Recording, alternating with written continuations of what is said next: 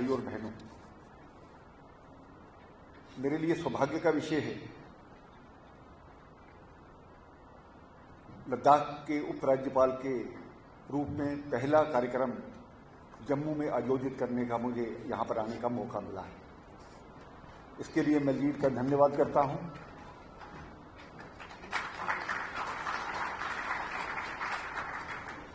मुझे लगता है कि ये जो लीड का सम्मेलन है, ये जो कॉन्क्लेव है, केवल एक आयोजन मात्र नहीं है। इस आयोजन के बाद बहुत सी ऐसी सोच निकल करके आएगी, बहुत से विचार निकल करके आएंगे और आने वाले समय में नई ऊर्जा के माध्यम से नए युग की शुरुआत होगी, ऐसा मुझे विश्वास है। लीड ने जो मुझे बताया गया कि 2019 में जब आपने यात्रा शुरू की थी, किसी ने यह सोचा नहीं होगा काम करते करते विपरीत परिस्थितियों में इस स्तर तक पहुंचेगी लीड, और इसके लिए मैं इनकी मेहनत, लगन, तपस्या की सराहना करता हूं और ये अपेक्षा करता हूं इसी प्रकार से आप समाज सेवा के लिए कार्य करते रहेंगे।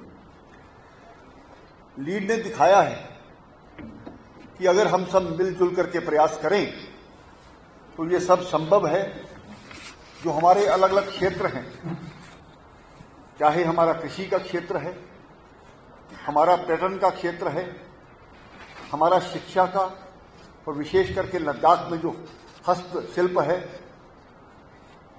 और सबसे जो बड़ी बात है, जो रिन्यूएबल एनर्जी का कंसेप्ट लद्दाख जिसमें सबसे आगे है, और आईटी सेवाओं के माध्यम से लद्दाख आपके लिए जानकारी देना चाहता हूं। लद्दाख में पूरे ऑफिसेज में ई ऑफिसेज हैं, कोई कागज के द्वारा पेपरलेस काम होता है वहां पर। ये हमने ये मापदंड स्थापित किया है और ये भारत का ये पहला राज्य है जिसमें कि इस चीज को हमने बढ़ावा दिया है। हम असली विकास के रास्ते की ओर बढ़ना चाहते हैं। मैं आपकी जानकारी के लिए बताना चाहता हूं, लद्दाख 59,700 कुछ वर्ग किलोमीटर है। कुल मिलाकर के 60,000 अगर माना जाए, 3 लाख की जनसंख्या वाला ये प्रदेश, आर्मी की संख्या अलग है 1 लाख के लगभग, लेकिन पर वर्ग किलोमीटर सिर्फ 5 लोग उसमें आते हैं। और इसके साथ साथ आप आकर के देखिए लद्दाख में, ये कहना चाहता हूं, अगर कहीं 2 घर भी हैं, उनके लिए भी ये सड़क मार्ग हम पहुंच गए हैं वहां पर, और जो कहीं काम रहता भी है उसको आने वाले समय में पूरा किया जा रहा है। बीआरओ के माध्यम से, बीआरटीएफ के माध्यम से बहुत ही बढ़िया कार्य किया गया है वहां पर, चाहे सड़क हो। और मैं ये कहना चाहता हूं, मुझे पिछले 2 महीने में, क्योंकि 18 जुलाई को मैंने शपथ ली थी, लगभग जंस्कार, नुब्रा वैली, हनले, न्यूमा, इन सभी इलाकों में मुझे जाने का मौका मिला। और लद्दाख में जो आने वाले समय में 7 जिले बनने वाले हैं, उसमें से सभी जिलों में लगभग मैं गया हूं। और मुझे विश्वास है कि जिस प्रकार से हम प्रगति की ओर बढ़ रहे हैं, आने वाले समय में लद्दाख पूरे भारत में सबसे आगे हर क्षेत्र में होगा, ऐसा मैं आपको विश्वास दिलाता हूं। लद्दाख में सेहत, शिक्षा, पर्यटन, इन तीनों पर विशेष रूप से बल दिया जा रहा है।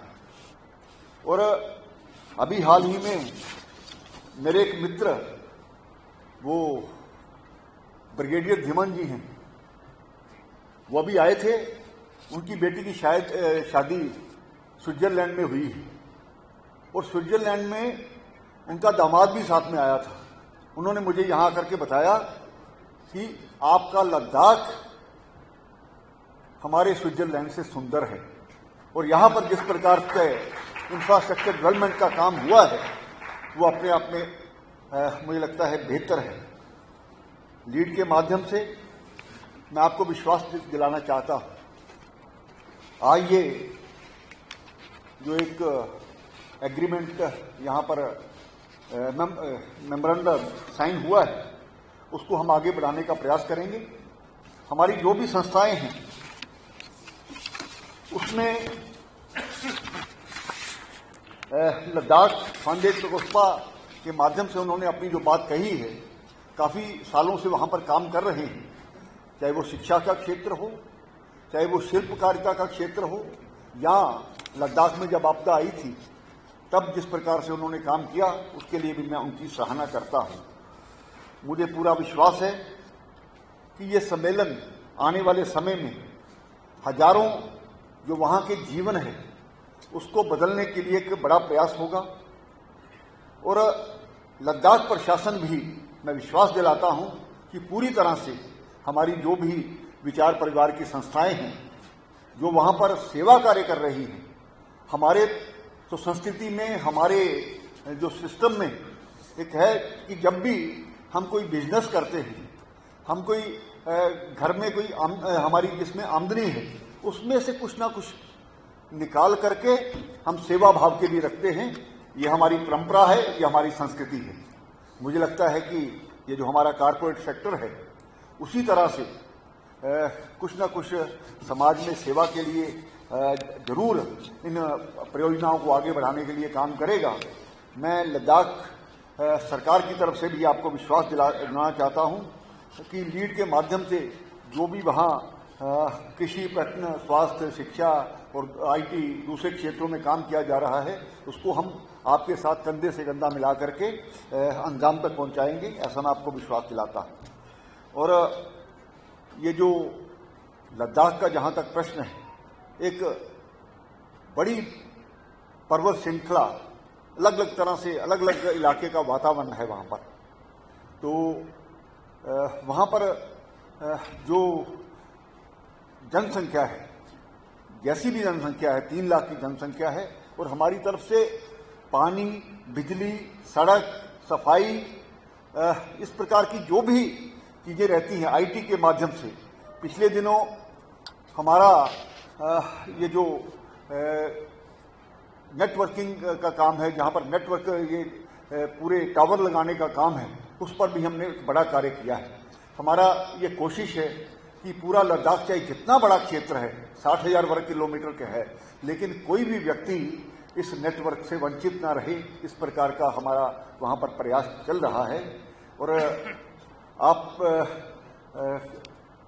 को ये भी बताना चाहता हूं कि जिस प्रकार से सरकार ने, महामहिम राष्ट्रपति जी ने, माननीय प्रधानमंत्री जी ने, माननीय गृह मंत्री जी ने जिस प्रकार से एक विश्वास मुझ पर किया है, वहां पर भेजा है, मैं भी दिन रात मेहनत करके वहां लद्दाख की बेहतरी के लिए काम करने का प्रयास कर रहा हूं। चैलेंजेस बहुत हैं, स्ट्रेटेजिक स्टेट भी है, पाकिस्तान का बॉर्डर भी है, चीन का बॉर्डर भी है, बहुत से स्थानीय समस्याएं भी वहां पर हैं, कई तरह की एजिटेशंस हैं, लेकिन उस सब में से रास्ता निकाल करके पूरे लद्दाख के लोगों की बेहतरी के लिए, और विशेष करके मैं ये भी आपके सामने कहना चाहता हूं, कोई भेदभावपूर्ण जो नीति किसी ना किसी वक्त सरकारों ने की है, जम्मू के साथ और लद्दाख के साथ डिस्क्रिमिनेशन हुई है, उसी का परिणाम था कि वहां पर हिल काउंसिल की मांग हुई, उसी का परिणाम था कि वहां पर यूटी की डिमांड हुई।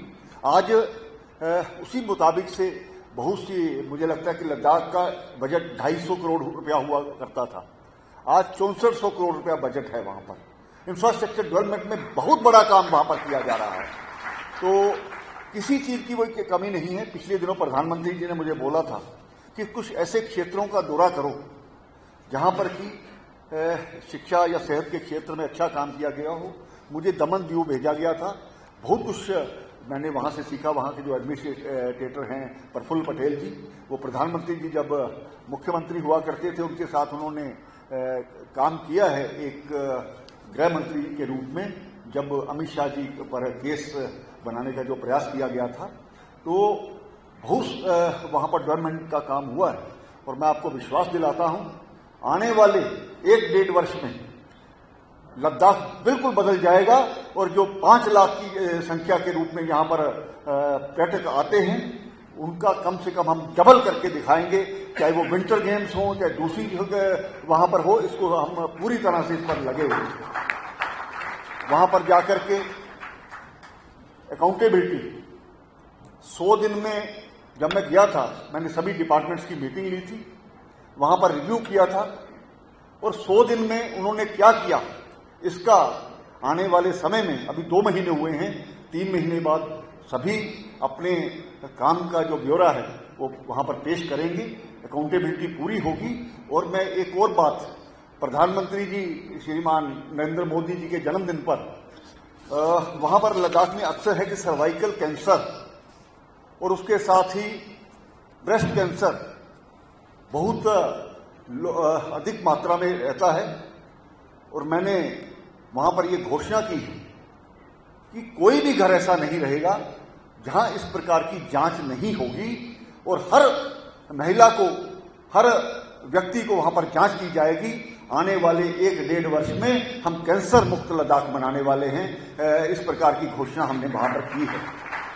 इसके लिए बहुत से ऐसे डॉक्टर्स हैं जिन्होंने अपनी सेवाएं देने को मुझे कहा है, तो मुझे लगता है कि महिलाओं की एक टीम जो मेरी धर्मपत्नी फर्स्ट लेडी के रूप में वहां पर काम करेगी, और जल्द ही हम वहां पर जाकर के महिलाओं के बीच में बिल्कुल कैंसर मुक्त लद्दाख को बनाएंगे। बहुत से ऐसे कार्य हैं। मैं भी चाहता हूं आपका जो एक्सपीरियंस है समाज में काम करने का, कहीं सजेशंस आप हमें भी दीजिए ताकि हम अच्छा काम वहां पर कर सकें, और आप देखेंगे कि समय आने पर बहुत ही अच्छा लद्दाख में एक अच्छा वातावरण बनेगा, चाहे वो शिक्षा हो, चाहे पर्यटन हो, चाहे इंडस्ट्री हो, या दूसरी चीजें हों। और विशेष करके ये भी बताना चाहता हूं, जो पश्मीना है, मुझे पिछले दिनों पश्मीना की जहां प्रोसेसिंग होती है वहां पर जाने का मौका मिला। जो सही पश्मीना है वो लद्दाख का ही, मैं कोई जम्मू कश्मीर के साथ भेदभाव नहीं कर रहा, लेकिन ऐसा उसको दर्शाया जाता था कि ये कश्मीर का पश्मीना है।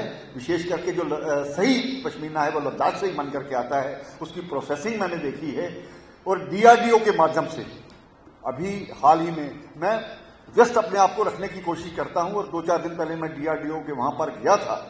वहां पर आप देखेंगे पीछे किसान मेला लगा, जो हमारे जिसको कद्दू कहते हैं, वो 50-50 किलो का वहां पर कद्दू है, और जो लौकी है या दूसरी है कोई 20-20, 25-25 किलो की लौकी है। इस प्रकार से डीआरडीओ ने कृषि के क्षेत्र में शर्मा साहब वहां पर काम किया है। तो मुझे लगता है कि अभी हाल ही में कोई प्रतीक कुमार हैं डीआरडीओ के जो मेन हेड हैं, वहां पर आने वाले समय में बिल्कुल ये जो टैंक हैं, ये जो ड्रोन हैं, हाई एल्टीट्यूड में वो किस प्रकार से काम करेंगे, वहां पर हमने उनको परसों ही जगह अलॉट की है, और मुझे बहुत बड़ा डीआरडीओ सेंटर वहां पर बनेगा, जिससे कि आने वाले समय में सारी जो एक प्रशिक्षण है उसका हो सकेगा। समय की कमी है, मैं आपके साथ बैठना चाहता था, लेकिन मुझे कल कारगिल में वो यूनिवर्सिटी का कन्वोकेशन है, तो मैं 3 बार उस डेट को पहले चेंज कर चुका हूं। इसलिए मैं चाहता हूं कि आज इस सड़क मार्ग से अभी श्रीनगर जा करके वहां पर रात तक वह कारगिल में पहुंच जाऊं। समय समय पर हम चर्चा करते रहेंगे, और जिस सोच को लेकर के हम आज यहाँ बैठे हैं, मैं आपको विश्वास दिलाता हूं उसको आगे बढ़ाया जाएगा। और सरकार की तरफ से, प्रशासन की तरफ से, वहां पर जो कंपनीज काम कर रही हैं, हमारे जो विचार परिवार के सेवा कार्य वहां पर चल रहे हैं, उनको बढ़ावा दिया जाएगा। इन्हीं शब्दों के साथ आप सब यहाँ पर आए, आपका बहुत बहुत धन्यवाद। देखिए, प्रधानमंत्री अक्सर समय समय पर देश को संबोधित करते हैं। मुझे पूरा विश्वास है कि देश की बेहतरी के लिए, जनता की सेवा के लिए वो जो भी बेहतर कर पाए, आज उनका इसी प्रकार की घोषणा होगी।